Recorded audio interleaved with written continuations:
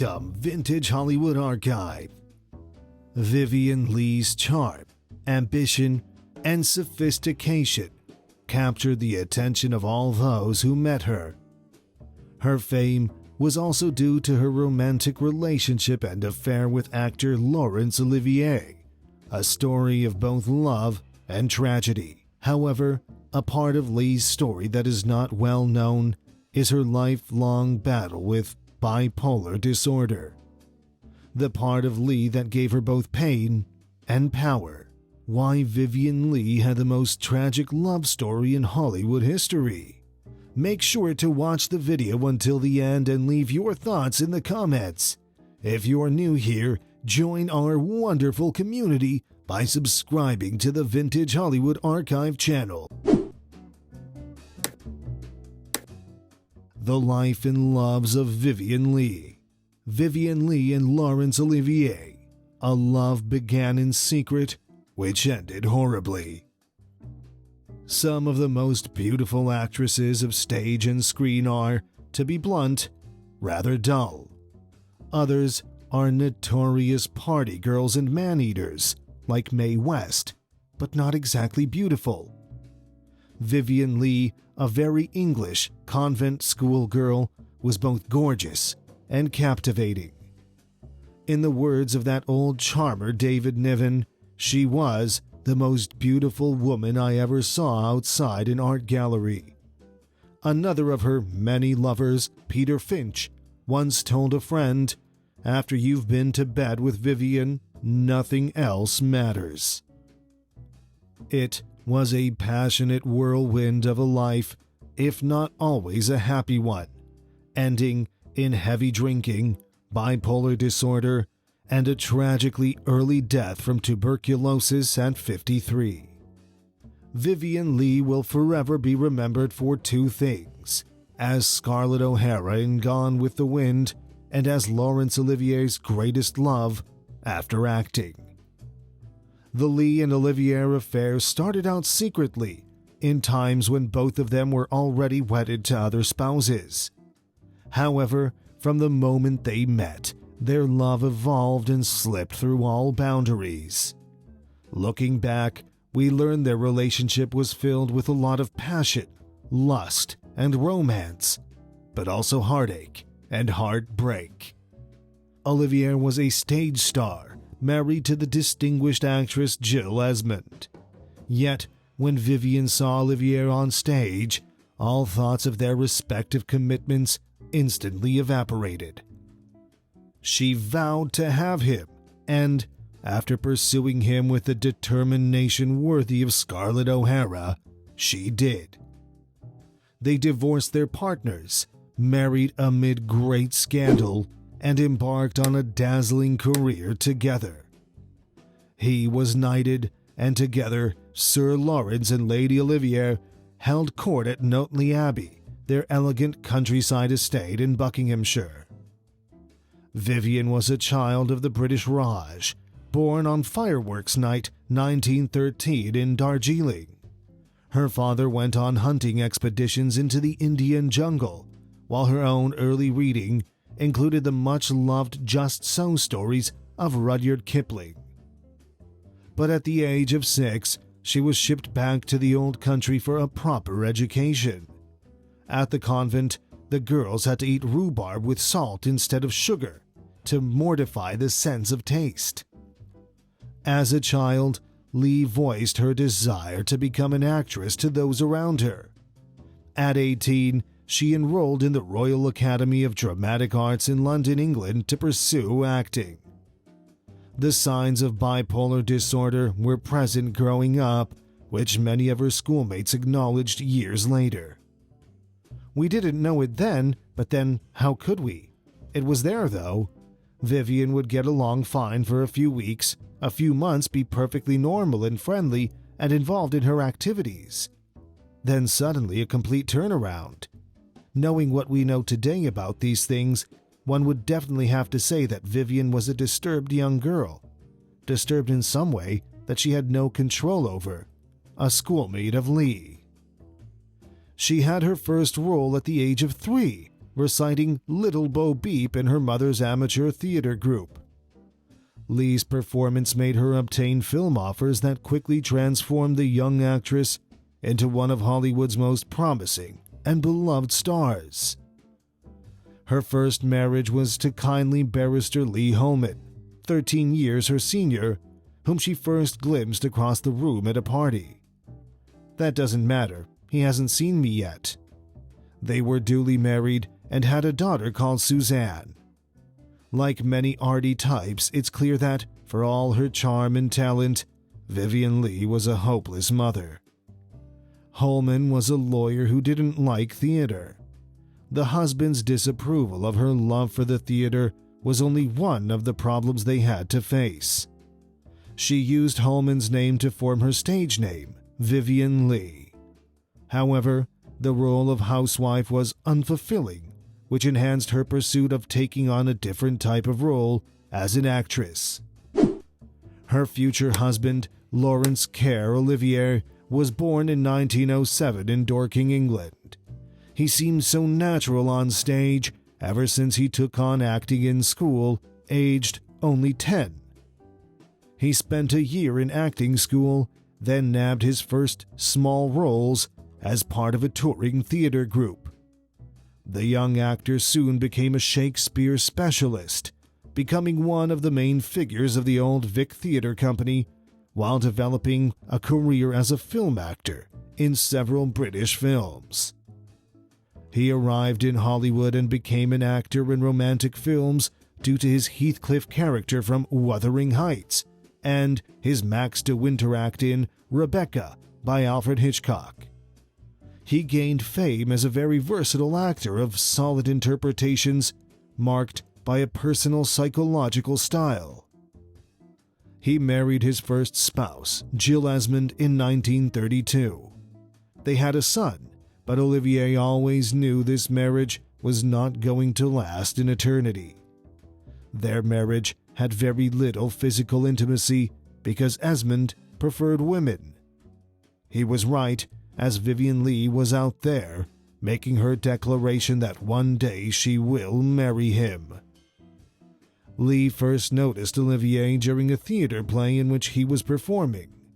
Leigh told her friend, "That's the man I'm going to marry." The friend answered, "I just want to remind you that you are married and so is he." But hypnotized by Olivier's charm, Leigh had replied, "It doesn't matter. I'll still marry him one day." Vivien Leigh and Sir Laurence Olivier met for the first time after a theatrical performance of the actress in London in 1936. Olivier went on to congratulate Leigh for her performance and fell in love. The couple was immediately attracted to each other. And life was stranger than fiction. 2 years later, Fire Over England was filmed, and Leigh and Olivier appeared in it as lovers. The two instantly began a blazing off-screen affair. Around this time, they also began exchanging letters. The pair wrote intensely to each other, especially when they were separated, working on separate movie projects. They were also still not divorced, so had to keep their affair quiet. When they returned to England, they informed their respective spouses that their marriages had ended and moved in together in Iver, Buckinghamshire. The couple spent a month when Olivier moved to Hollywood to film Wuthering Heights in 1938. Leigh joined him in California a month later. Unable to have enough of each other, the couple also looked for ways to be together professionally. Both were disappointed when the producer of Gone with the Wind chose Olivier, but not Leigh for his next project, Rebecca by Hitchcock, arguing that it was better for both of them to keep their romance off the screen until the divorce was completed. Since the public was not fond of married parents having affairs, Larry and Vivien had to try to keep their relationship a secret. This was difficult, as they lived together and were madly in love. Their agents and publicists often had to beg them to be discreet. Until 1940, the two lovers continued hiding their relationship from the public as much as they could, and until they finally dissolved their dead marriages. They ultimately became a popular scandal, but the public loved the pair and their marriage only increased their popularity. Leigh and Olivier married in August 1940 in Rancho San Isidro, Santa Barbara, after getting their divorces in February of the same year. Their small ceremony went without too much ado. Only a few people were invited to attend, including Katharine Hepburn, who was one of the witnesses. The couple returned to England shortly after, where Olivier was stationed with the Royal Air Force for World War II. The couple started taking on new projects together. They appeared in films such as That Hamilton Woman, as well as stage productions like Romeo and Juliet. Though their relationship went public, this did not defend them from critics. Actually, some were fast to stab with their pens. In 1943, he got permission to make Henry V, and Vivien toured North Africa to entertain the troops. The pair wrote letters to each other constantly, and they were still very much in love. But all was not well for Vivien. After her tour, she was hospitalized for tuberculosis. When she got home, she was happy to discover that she was pregnant, only to suffer a miscarriage a few weeks later. She fell into a deep depression, which foreshadowed the bipolar disorder she would be diagnosed with later.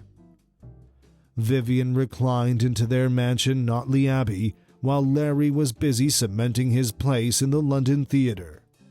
Sources close to the couple at that time saw that the marriage already had problems. Leigh had developed a problem with drinking, and Olivier seemed bored of her constant need for affection. Still, every weekend, he would race back to their home to be with her. When Olivier left Leigh behind in England, she began to show the first signs of mental illness. Because there was no diagnosis or treatment for this disorder at the time, Leigh did not receive help for her condition. During the filming of the 1938 film A Yank in Oxford, Leigh suffered frequent mood swings and gained a reputation as an unreasonable and difficult actress to work with. By then, Leigh had learned to recognize her symptoms before an episode of bipolar disorder, which involved several days of hyperactivity, followed by days with deep depression, and finally a collapse consisting of tremors and swearing rants. In 1948, a newly knighted Larry took Vivien with him to tour Australia and New Zealand to raise funds for the Old Vic Theatre. Olivier was later knighted, which gave Leigh the title of Lady Olivier. This turned out to be a turning point in the marriage, as Olivier prospered and Leigh's depression worsened. The cast and crew could not help but notice that the two fought a lot. In one instance, Vivien refused to go on stage. The actress dedicated herself to her career and did everything possible to keep up with the tour, despite suffering from severe insomnia at that time and being replaced by her alternate in some functions. Olivier and Leigh used to have heated discussions about their mood swings, which were increasingly difficult for Olivier to handle. The worst happened when Leigh refused to take the stage with Olivier because she had no shoes. Laurence then slapped her in the face in front of their crew. Vivien was mortified, slapped him back, and made her way to the stage while swearing profusely.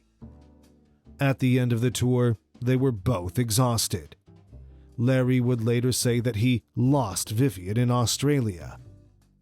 Next on the agenda was the play A Streetcar Named Desire, in which Vivien would star and which Larry would direct. After playing Blanche Dubois for months on stage, Vivien also portrayed her in the movie adaptation opposite Marlon Brando.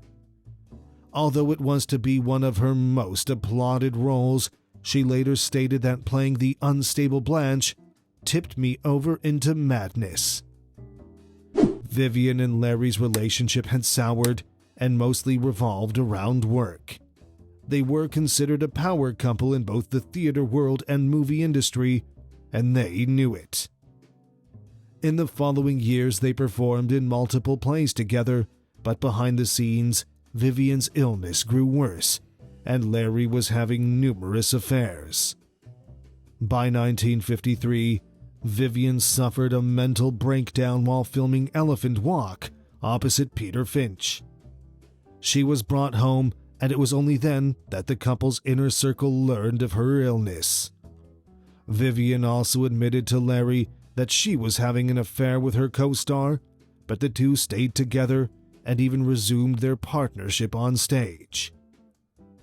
In 1957, Vivien got pregnant, but suffered a miscarriage a couple of months into her pregnancy once again. By 1958, both considered their marriage to be over.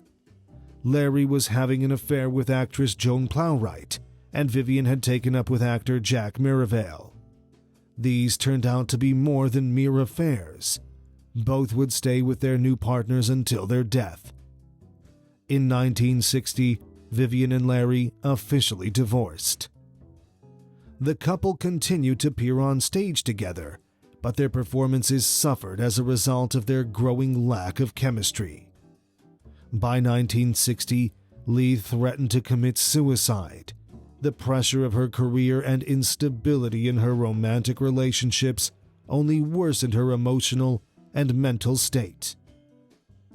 Despite her relationship with Jack, Vivien stated before her death that she would rather have lived a short life with Larry than face a long one without him, and she kept his picture on her bedside table.